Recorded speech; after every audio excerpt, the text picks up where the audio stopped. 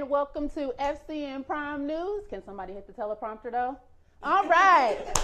Welcome to the 7 p.m. show that's starting 17 minutes late. It's your fault, actually. We were waiting for you guys to show up, so here we are. I'm Tresene. I'm your anchor for tonight, and we are here to give you the news as you guys wanted to hear news from a perspective that matters to you. Y'all know how we do here at Prime News. We bring you the news that you guys want to hear. So, as always, hit us up with the topics and the questions that you want explored, and we'll answer them during one of our broadcasts. The FCN email address is contact@thefifthcolumnnetwork.com. Our Twitter is @FCN_Prime. And of course, you can always message us on Facebook.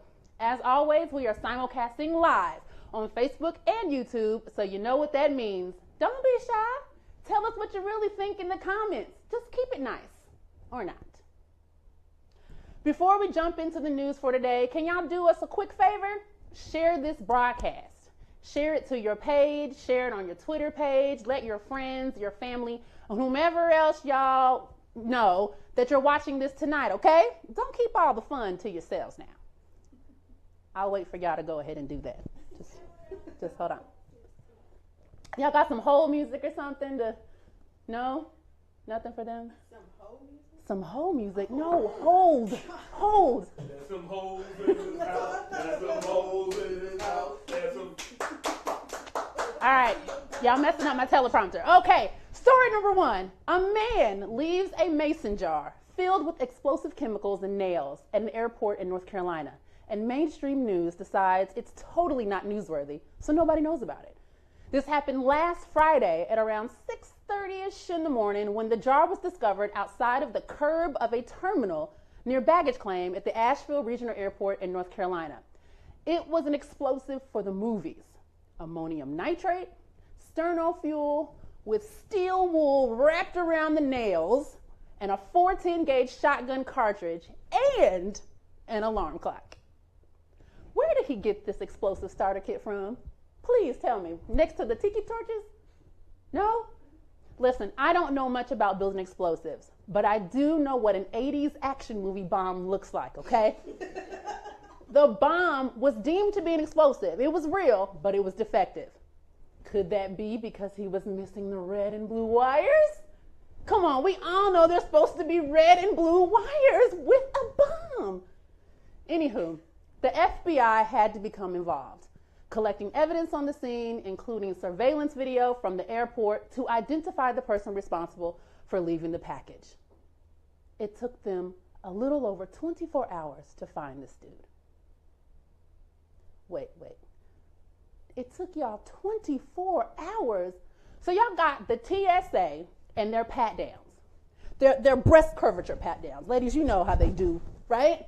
They got their belt and shoe removals. They got their metal detectors and their weird squishing technique, so they can make sure my hairpins aren't some weapon of mass destruction. But they ain't got nothing in place to catch folks in real time, physically leaving suspicious packages on the curb of the street right outside the terminal. Our airports in this nation have got to be the most backwards running operations I've ever seen. I think they've taken the place above the DMV, right? Anyway, here's a picture of the guy they arrested on Saturday. His name is Michael Estes. He's been charged with attempted malicious use of explosive materials and unlawful possession of explosives at an airport. And according to court documents, he has admitted to leaving this mason jar at the airport because he is getting ready to fight a war on U.S. soil. He's alive, by the way, and hasn't been dragged by mainstream media. Because as we learned last week during the Las Vegas shooting, whites cannot commit acts of terrorism absent a conversion to Islam. They can't even be terrorists even if they expressly share that they're trying to incite a civil war amongst their own people. They're just nuisances that have to be put away in jail forever and treated as an exception to the rule. Just a bad apple. Speaking of domestic terrorism that keeps getting overlooked, as promised, we have updates for you on the fatal shooting of Patrick Harmon by a rogue police officer in Salt Lake City, which we reported on Monday's show. This update is certainly going to take you for a ride. So let's roll the commercial, and we'll be back on the update on the decision of the Salt Lake City District Attorney to involve the FBI in this case.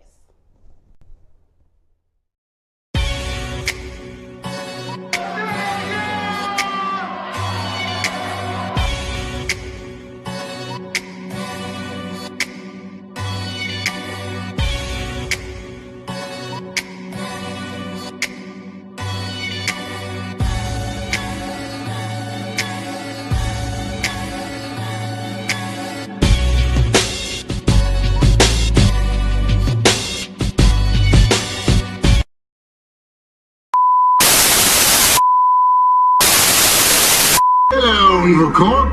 We are F Society. Over the years, we've been watching you. Your financial abuse of the poor, your corruption of governments, your cover-ups of the murder of innocent, ordinary citizens, all for the sake of profit. This is why we at F Society have decided you must die. We are malicious and hostile. We do not compromise. We are relentless. We will not stop until every tentacle of your evil monstrosity is sliced off at the nerve. Consider yourself warned.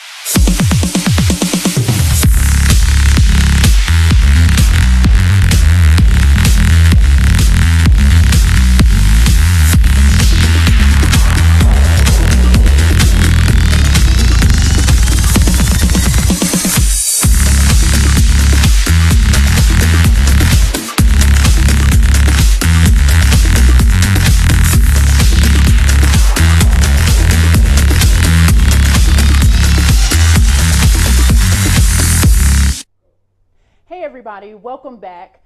We got a comment during the commercial break that asked, why did we use a picture of Patrick, of him in jail?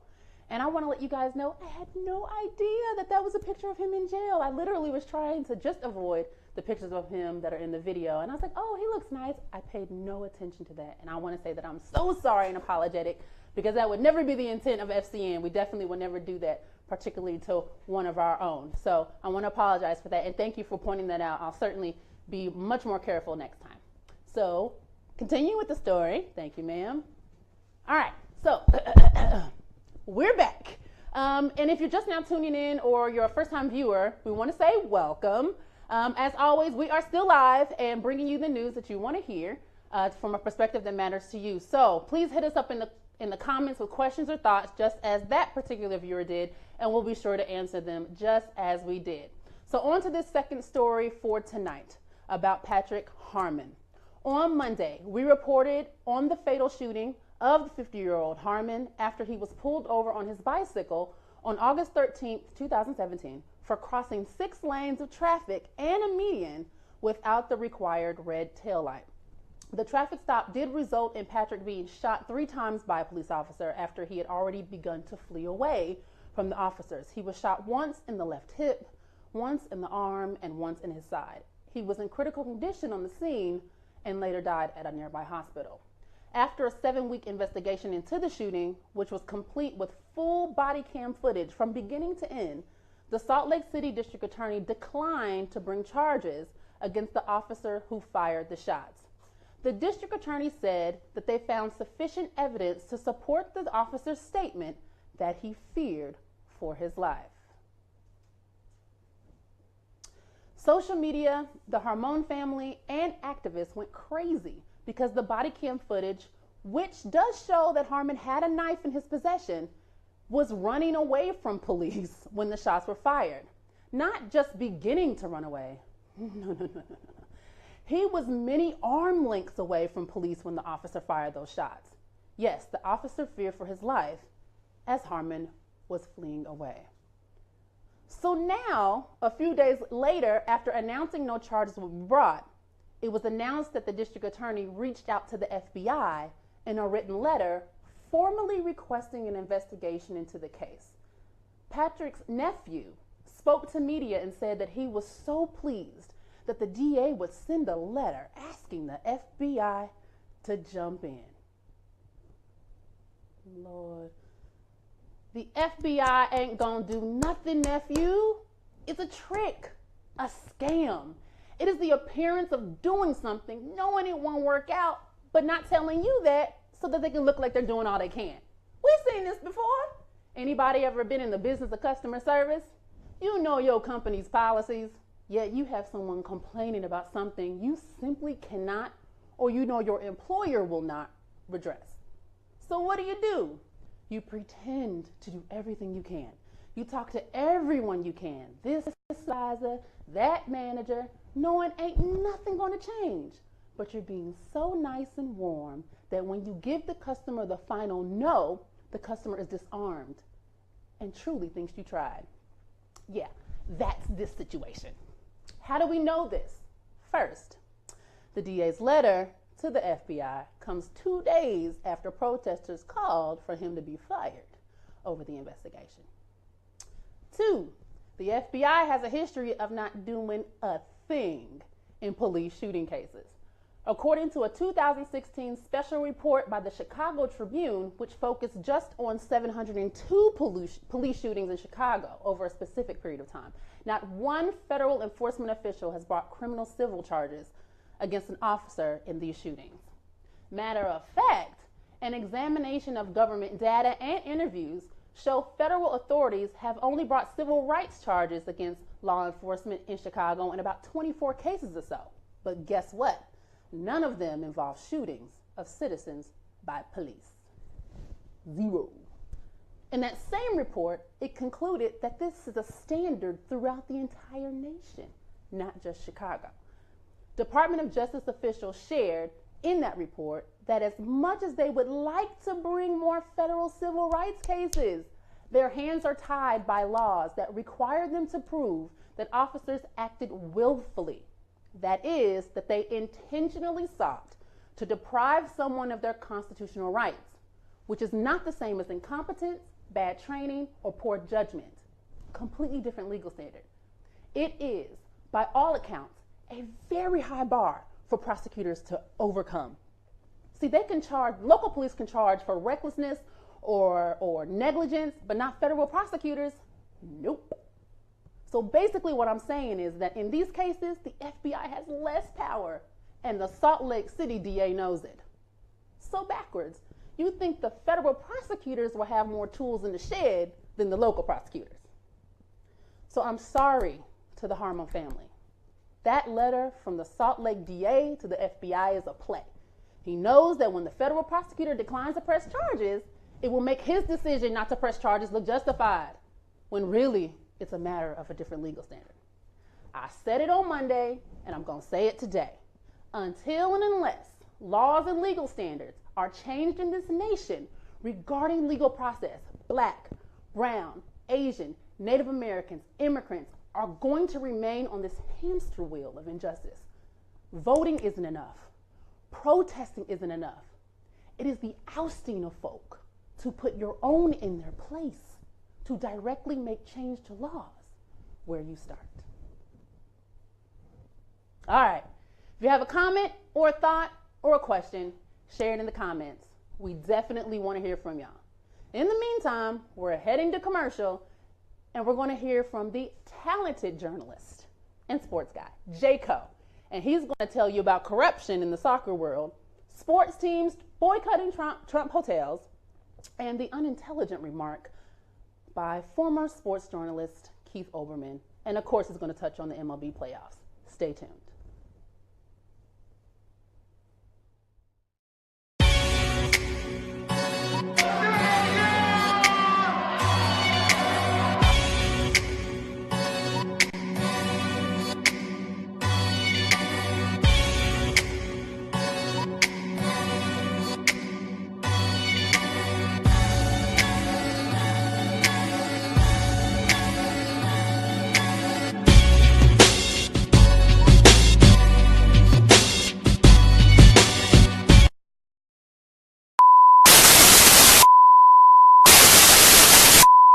evil corp, we are F Society.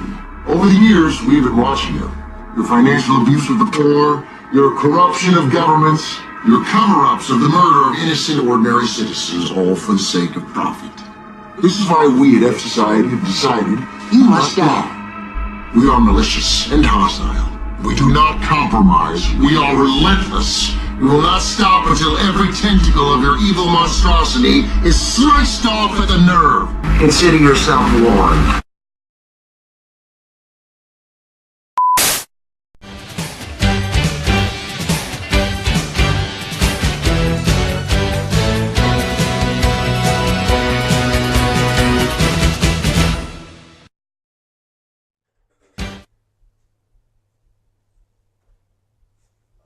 Welcome back. This is J. Co at J. Co Is It, and I'm here with FCN Prime News Sports. In our top story tonight, more corruption in the soccer world. The World Soccer Organization, is it FIFA? I'm not a big soccer fan. Football? FIFA. FIFA is football. Okay, we're going to go with that. FIFA. So I'm going to do a really quick breakdown of the history of recent corruption in FIFA. In 2015, it was a huge world story. Sepp Blatter, which was the president of FIFA at that time, resigned under an investigation. 2016, there was a criminal investigation that began because of that investigation or that resignation of Sepp Blatter. So we fast forward now, 2017, and today the Swiss federal prosecutors opened a criminal case for suspected bribery linked to the World Cup broadcasting rights against Paris Saint-Germain Qatari chairman and CEO Nasser Al-Khelaifi. While this investigation is linked to broadcast rights, I have to imagine that it also includes Qatar being awarded hosting rights for the 2022 World Cup back in 2010. These rights are what initially opened that investigation that led to Blatter's resignation. Now, there were others involved. The corruption goes much deeper than these two men. And as a fan of sports, I really do hate it when corruption kind of taints, sports. I don't like it when that interrupts. And it's the headline. I mean, from everything from Little League Baseball on up to the biggest sport in the world, football, or as you guys call it, soccer, you guys being Americans. I'm an American too, though, so I guess I call it soccer also. Soccer, yes. It happens on every level in every country. And it's funny because we like to act like America has this monopoly on corruption. I'm sure Robert Goodell probably overestimates his place in the sports world as a whole. I mean, the president of FIFA has entire countries vying for his attention, for bidding for this World Cup each year, or every 4 years as they hold it. What's the biggest presentation anyone gave to Goodell? What was it recently? Vegas came out and was like, hey, let's have an NFL team in Vegas, right? I mean, that's a good place for a team. I don't know why they're giving Spencer Strasmore so much trouble with him bringing that out there, but I don't know. It's crazy. So I just stick to baseball, which, is not corrupt at all. No, not at all. Major League Baseball, the least corrupt sport in the world. At least the Western. At least the Western world. Well, at least North America. At least North America. Only behind college basketball. And the NFL. And the NFL. Why am I repeating everything that my crew is saying to me? I don't know. It just sounded good at the time. Speaking of baseball, got to touch on my Major League Baseball playoffs. Now, I'm going to admit I have a Derek Jeter jersey, and I looked everywhere for it. I was going to wear the Derek Jeter jersey to eat crow because my prediction, which as you guys will know from watching me over and over again, was horribly wrong. I am the worst predictor you will ever see, and yet I will always brag on how I'm right. The Yankees beat Cleveland in the first. Cleveland was my World Series winner, and they lost in the first round to the New York Yankees. So the Reggie Mathis, he called that one. Of course, the Revolution. So crow I'm eating, but I guess in some sort of protest, I'm wearing my St. Louis Cardinals jersey. Anyway, on to other subjects. I can't protest. That's not the way to protest. Please. You're right. No, you're right. I shouldn't be protesting in that way. It's another. I bring it with me everywhere I go. White privilege is a privilege. Okay. So, speaking of white privilege, as we all know, Eminem hit this cipher against Donald Trump. We're going to let the revolution talk about that. However, Keith Olbermann decided he was going to make a comment on Eminem's rap. He actually tweeted and said, "After 27 years of doubts about rap, I am now a fan. Best political writing of the year, period." Clap emoji, clap emoji, clap emoji. Hashtag Eminem 2020. That's a presidential bid from Keith Olbermann to the now sort of bearded Eminem. I thought that was a bid for Best Rapper Alive 2020. Best Rapper Alive 2020. I don't think that was that. No, because then he would have just said this year. If it was Best Rapper Alive, apparently to Keith Olbermann, he's the best rapper alive right now, and the only rapper because he's the only reason why Olbermann is listening to rap music. I'm not going to get into how okay it was for him to say that or how horribly wrong it was for him to say that. Twitter kind of blasted him. We have a tweet. It took a white guy to convince a fellow white guy about the validity of rap.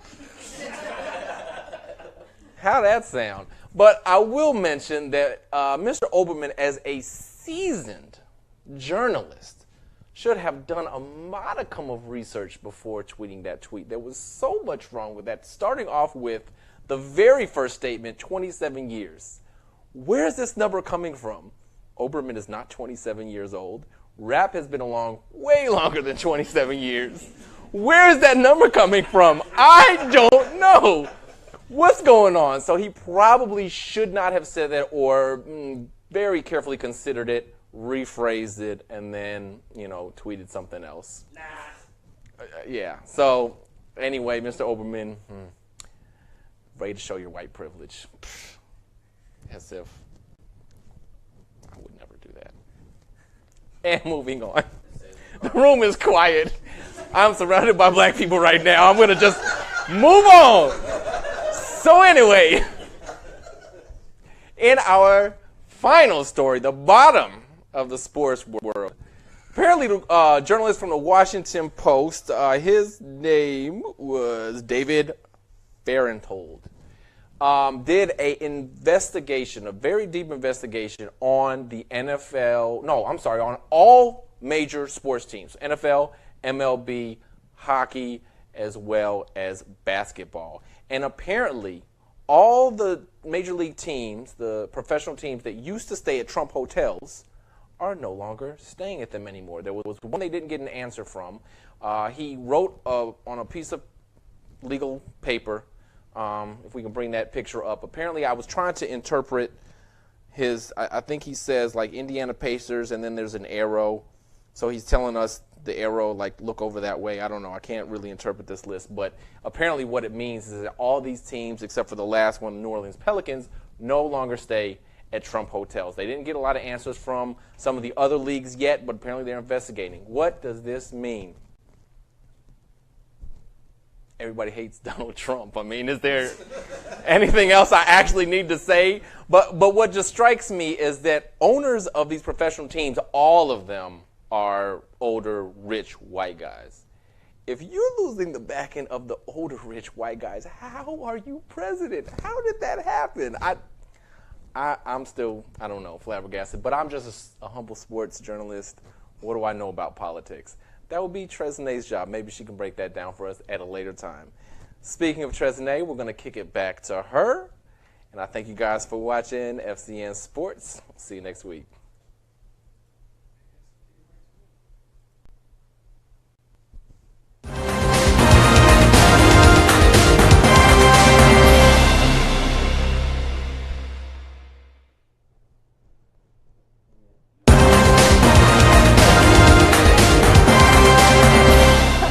Nothing on Trump. I don't feel like talking about Trump. What? What's happening? Okay. Got a little confusion. Commercial? We're going to go to commercial. Listen, I don't get paid enough for this confusion. We're going to kick it to commercial, y'all. We'll be right back.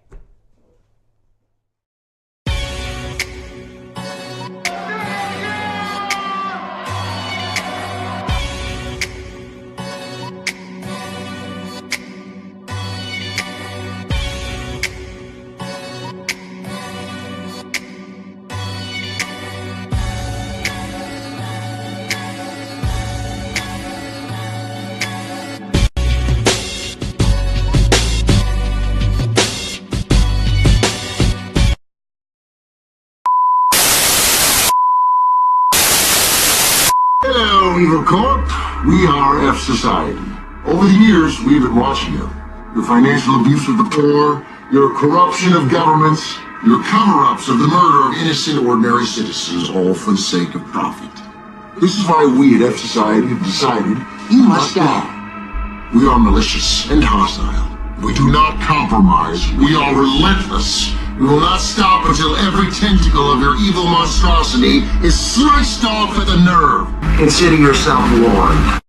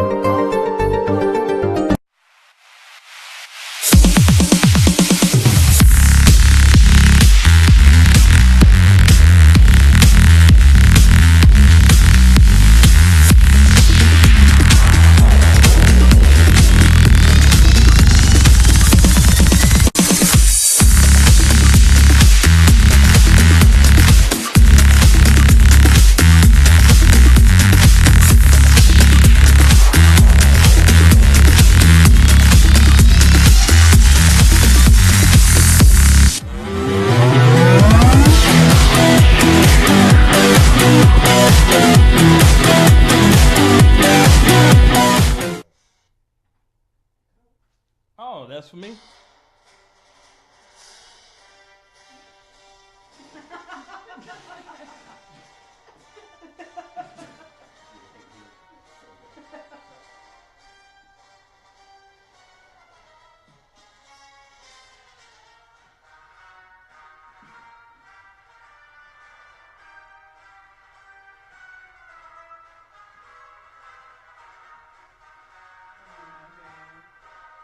Now full of Yankee hate! What's up? You can't.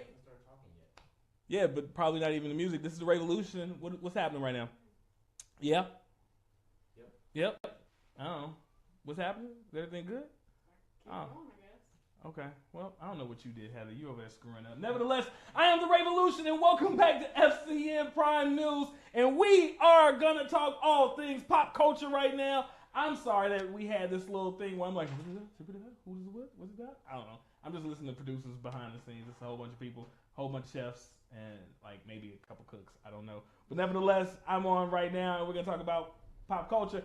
And we're gonna start off with none other than what Josh kind of gave me a prelim for, and I'm going to segue into that right now. We're going to talk about the Eminem Cypher on Tuesday's Hip Hop Awards. Was it the Hip Hop Awards? What is that? BET Awards. The BET Awards, period? I don't know. I don't watch it.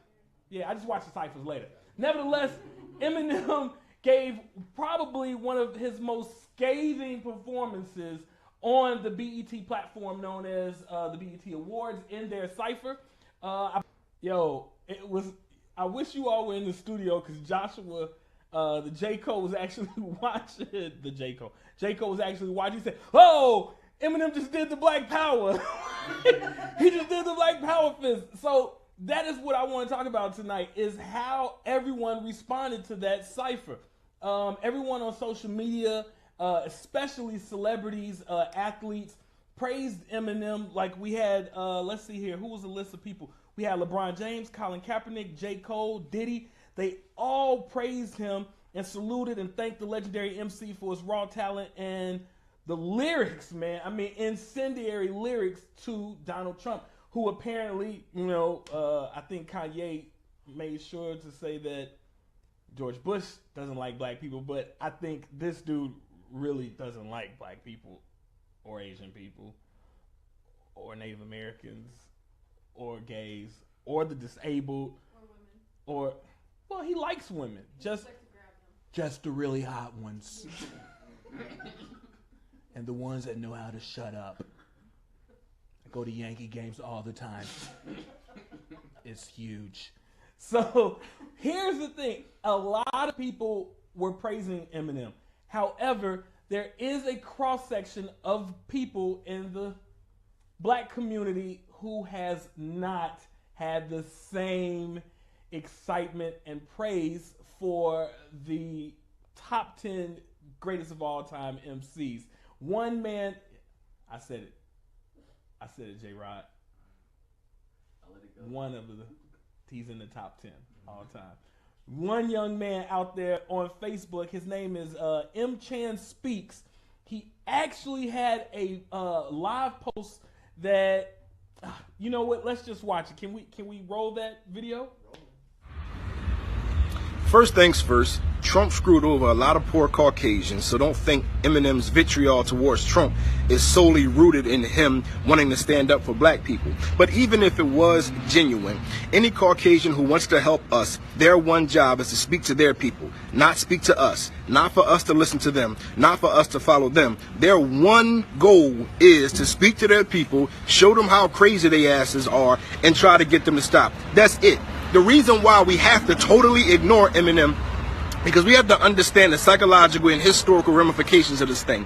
When you allow a Caucasian to have any kind of say or lead in your movement, it lowers your guard and makes you more accepting to another Caucasian coming in. So the next time a Caucasian comes in, you think they're on your side, but it's Bill Clinton. And you think he's so cool, he's the first black president. Meanwhile, he's incarcerating all of your people. And this is why we got to ignore Eminem and any Caucasian who speaks out. So, I went into the comments because I was more interested in what everyone had to say about it. And a lot of people were very upset with M. Chan Speaks' rhetoric about not listening to Eminem and we shouldn't listen to white people because they're pretty much are the enemy and we can't be distracted by them. Listen, I will say this.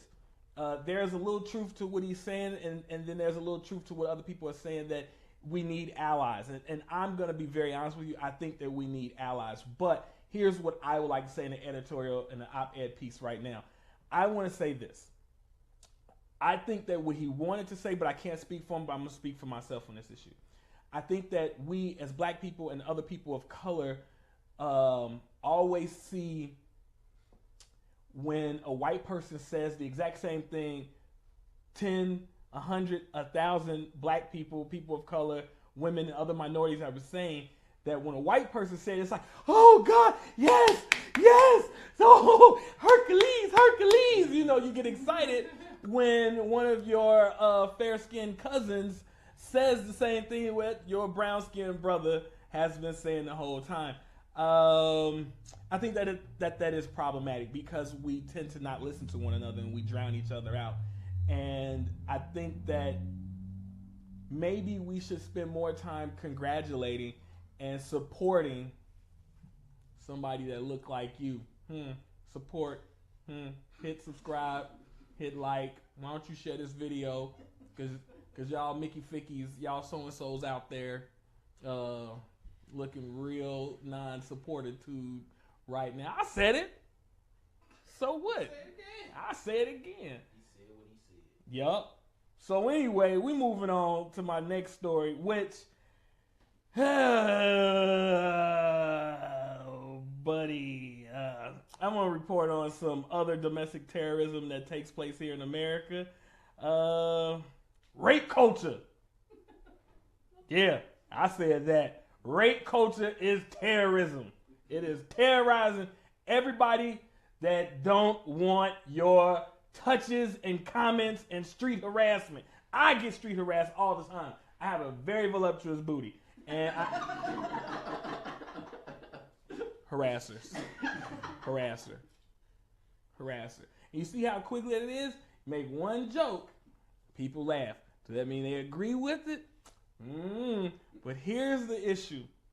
So I got to read this because this is or in this story, a beloved celebrity actor is in the news for making a rape joke in a public panel forum, crushing the hopes and dreams of women all over the globe. Yes, that celebrity is none other than Jason Momoa, Aquaman, Khal Drogo himself.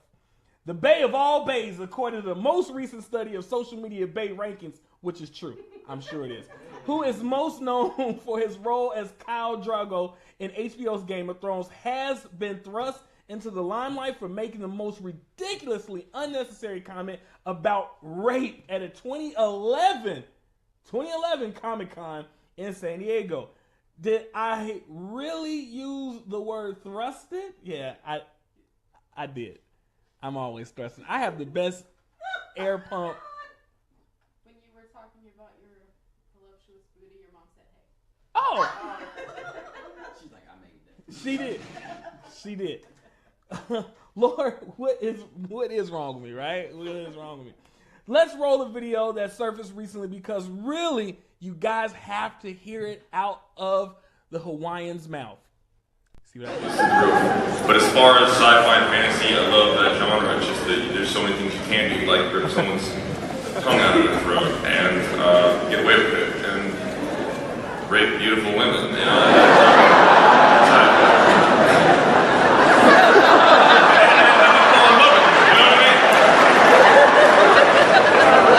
Next question.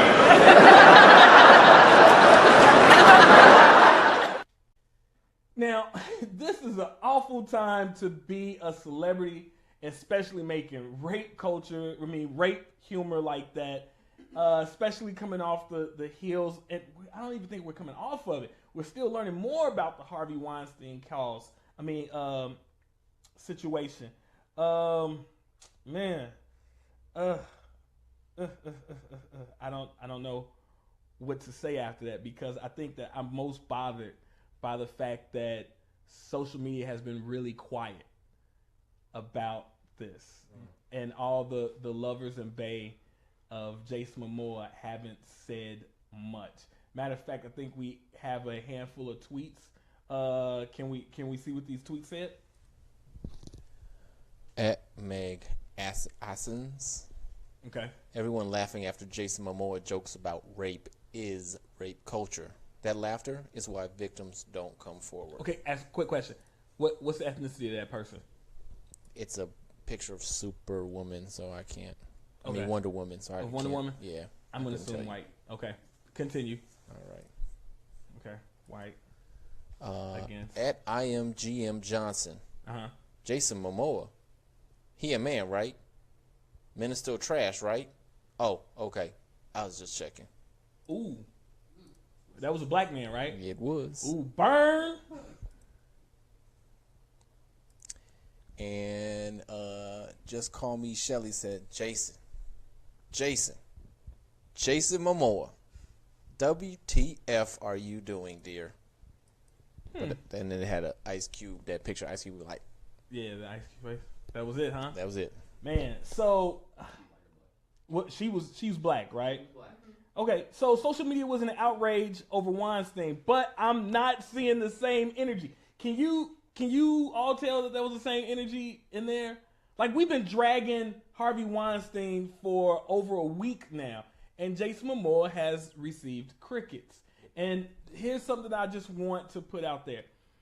Is rape humor and any type of appropriate humor like this that affects women, is it only bad if the person is unattractive? If the person isn't a bae? And why is it that someone like Jason Momoa gets the pass? And then is it the same reason why someone like the Masters gets praised? I don't have the answers to this, but I have an opinion. And yes, all us beautiful people can get away with murder. Murder, I said. That is all for me. I'm probably going to be dragged and canceled. Ladies and gentlemen, this has been Revolution, and this is Pop Culture. Take it away, Trezene. Well, with that said, that's our show for tonight. How did y'all feel about it? Anything you wish we covered? Did you agree with us? Disagree with us? Let us know in the comments. At the same time, make sure to visit us on our website, thefifthcolumnnetwork.com. You can catch all of our episodes, the latest ones, the first ones. You got talent bios. You can learn about our social causes that we have. In the meantime, stay tuned for the Scandal pregame show with Starla K. Mathis coming up at about 8:30. She'll be back with wine and her fabulous guests, Gabby German and Alicia Shelton, as they recap the premiere episode of the final season, have an entertaining game show, and they'll be giving your predictions for tonight's episode. You do not want to miss out on this pre-cap show. Okay, so go ahead, grab your favorite bottle of wine, get some popcorn, and then come back for all things Scandal. And with that, I think that's a wrap.